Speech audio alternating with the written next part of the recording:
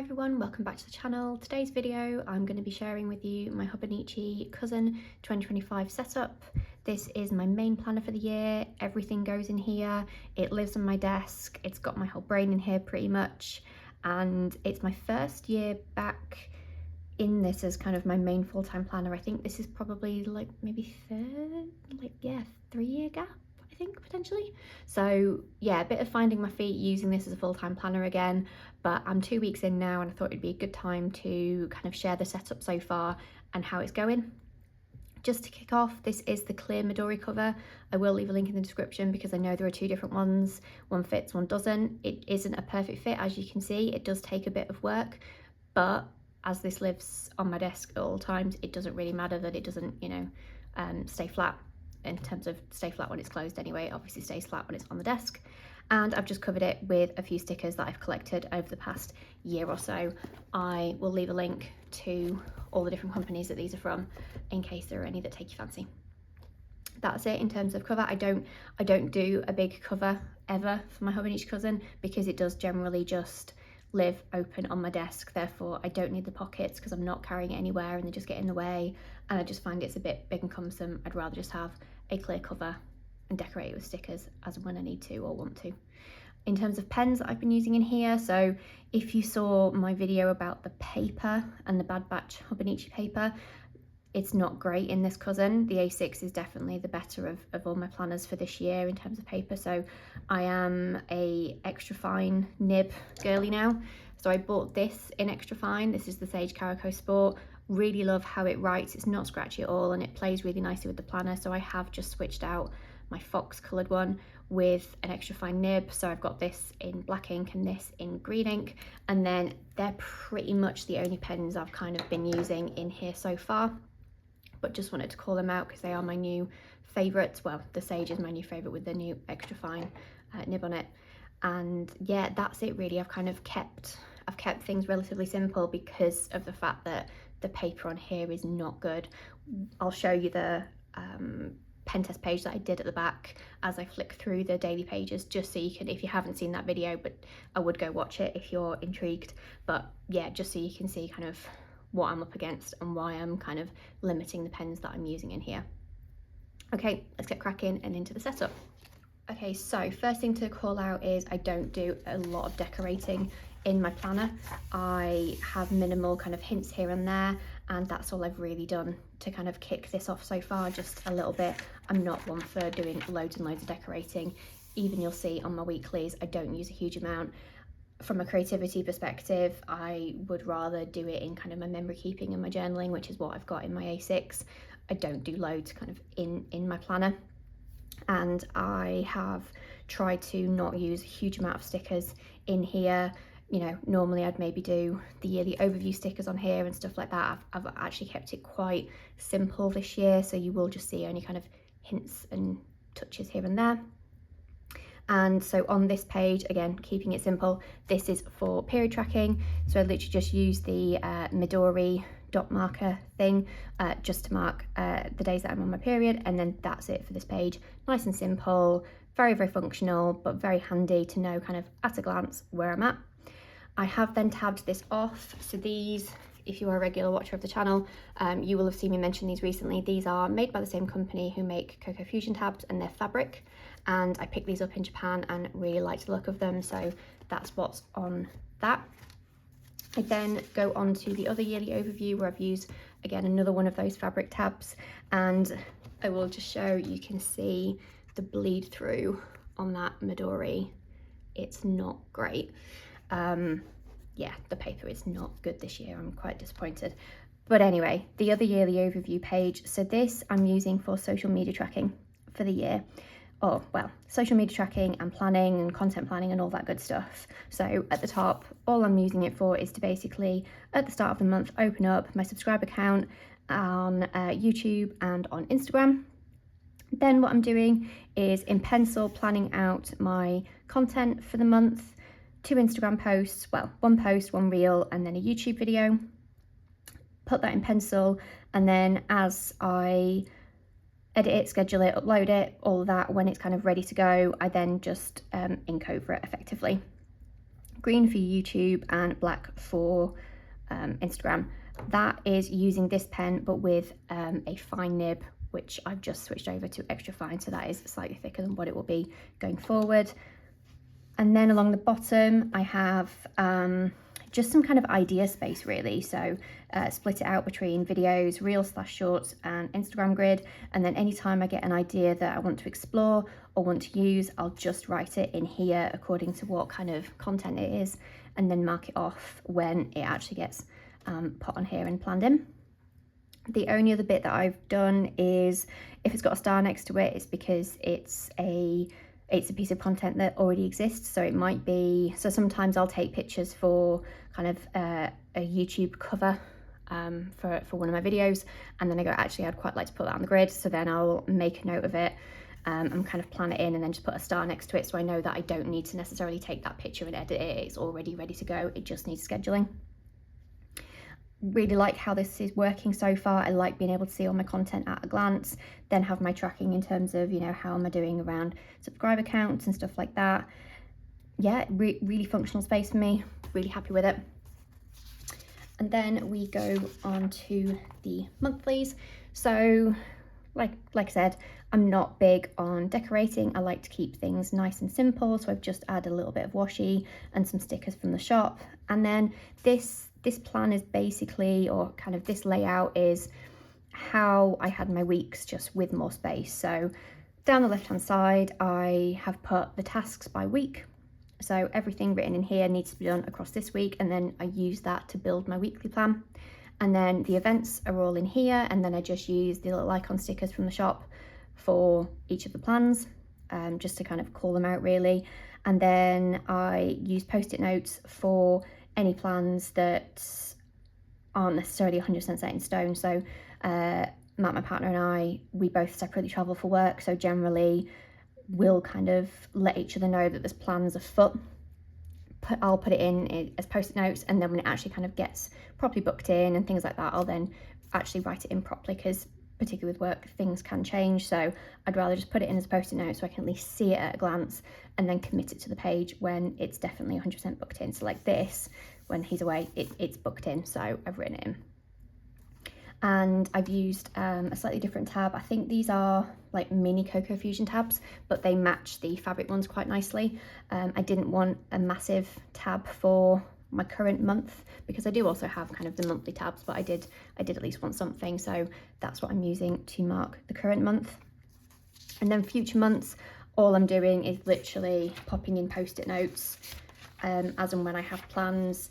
But what I'm tend to doing, that's not great English, but what I'm generally doing is I'm using my passport TN more for that. So if you saw my setup video, which I will link in case you want to watch it, that's my everyday carry, and so I am keeping that up to date with all of my potential future plans. So that's kind of full of post-it notes, and because that's the one that I will refer to if I'm booking in work plans or meetings or trips and things like that, I keep that up to date. And then I'll start kind of doing it probably every couple of weeks. Maybe when I sit down to plan a week, I'll just do a bit of a recce and make sure that everything that's kind of pre-planned in there, even if it's just a post-it note, I have it in here just on the off chance Matt and I are planning something and I look at this and not the passport TN. Bit of duplication, but it's the right thing, and it works for me. That's the monthlies tabbed up with tabs from the shop. These are the these are the handwritten tabs. I have full size and mini, but I've put full size on the Cousin. They look really cute, really like them. I will forever not be able to put the tabs in level. That is just me. You'd think 10 years of making stickers, I would at least be able to apply stickers straight. I can't, but that's a side note. Then we go on to the weeklies. So, as I say, it's been a while since I have used the Cousin as my main planner. I played with it a little bit last year, but more as a bit of a creative outlet just to play with stickers. So I am kind of refinding my feet with the layout on this. And what I'm intending to do is basically do a different layout each week. So this week I just kind of did a bit of stickers, to-do lists, whatever. And then in this week I have split it out and kind of done a bit of a layout like what I did in the It was one of the Nolties. It was like the B6 Noltie that I used a few years ago, where the layout is like this, where it's basically timed at the top and then you've got almost like free space.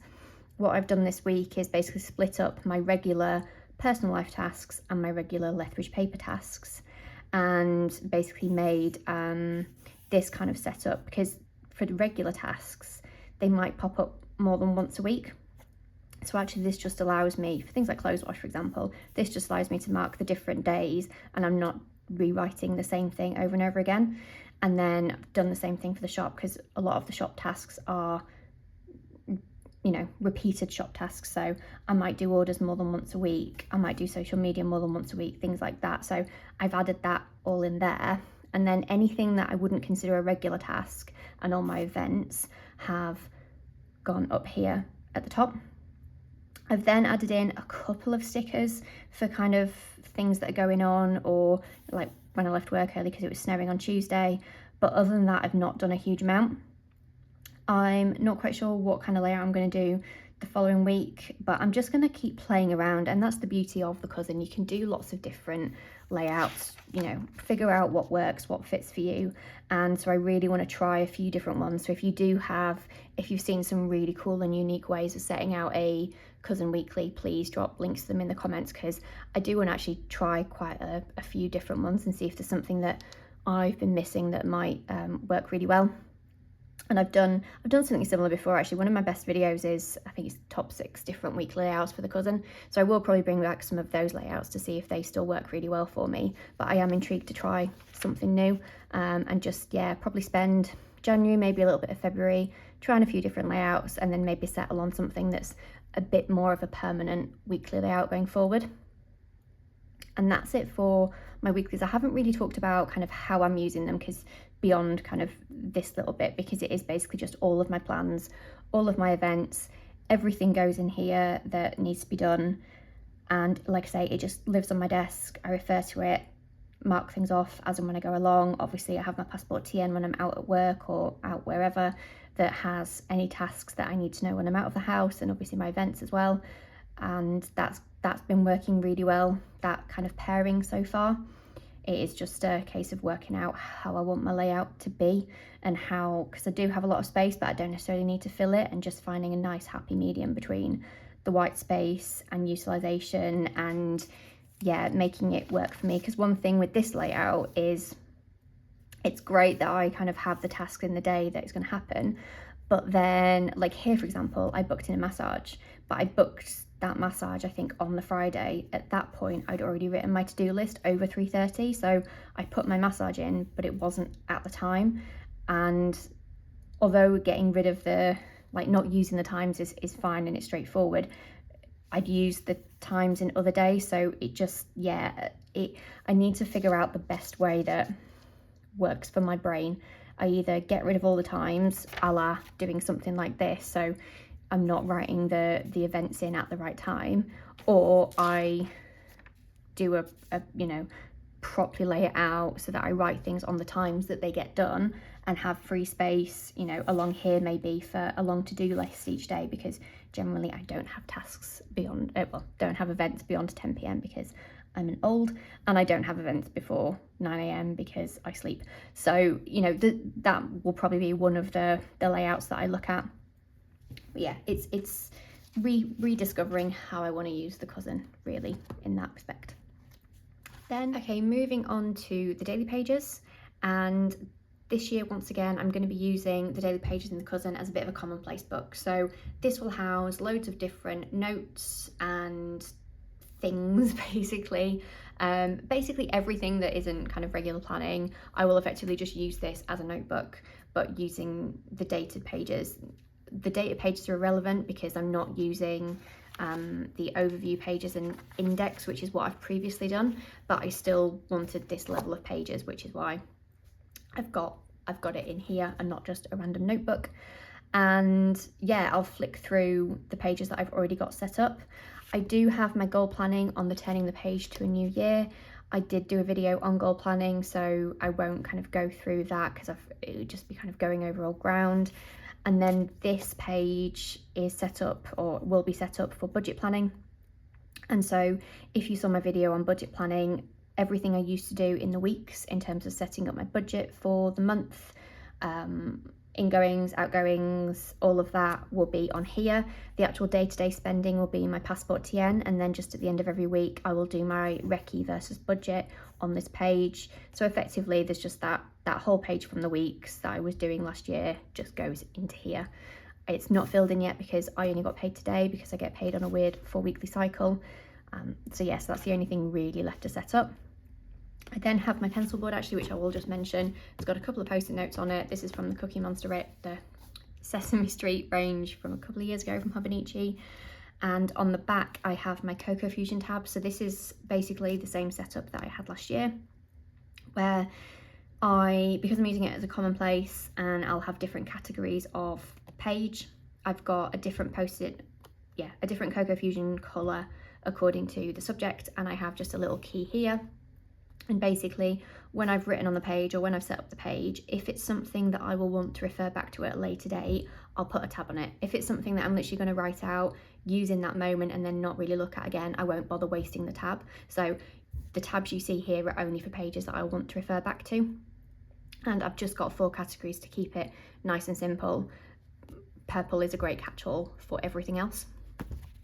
And just to kind of show you what kind of things I'm using it for and what I've set up so far. These are stickers from the shop. They're called daily page cover-ups, and they just cover the time and the little 4 to-do boxes just to make it look a bit more like a blank notebook, in case you get irritated by it like I do. But what I have set up so far is I have a few pages dedicated to the house, basically a full complete list of all of the home improvements, so DIY, renovations, decorating that we want to do in the next year or so. That's all in here with kind of a buy room list, and then I've just kind of made a list of everything we need to buy by category. That's not an exhaustive list, that's the kind of what's the priority of what we need to buy over the next kind of few months or so. I've only tabbed up the front page because there's no point in putting 4 tabs for 4 pages, it's a waste, because they are all clumped together. So I'll only kind of re-tab another green one kind of later if I put in another page of home related stuff.